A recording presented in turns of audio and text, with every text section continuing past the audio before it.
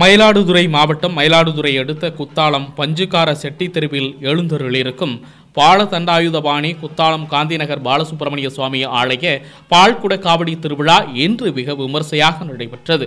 முன்னதாக காவிரி தீர்த்த படித்துறையிலிருந்து சக்தி கரகம் புறப்பட்டு பின்னே பக்தர்கள் பால்குடங்களை தலையில் சுமந்தவாறு அழகு காவடி அலங்கார காவடி புறப்பட்டு வானவேடிக்கை மேலதாள வாத்தியங்கள் முழங்க முக்கிய வீதிகள் வழியாக ஆலயங்களை வந்தடைந்த பின்னர் விரதமிருந்த பக்தர்கள் தலையில் சுமந்து வந்த பாலினை கொண்டு பாலாபிஷேகம் செய்தனர்.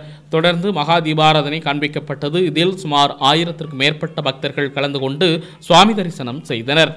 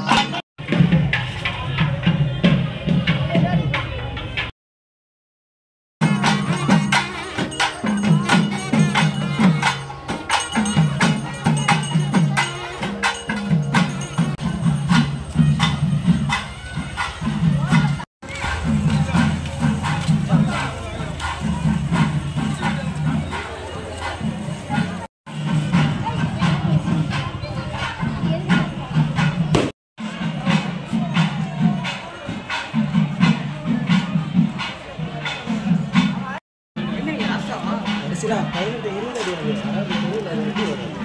அதாவது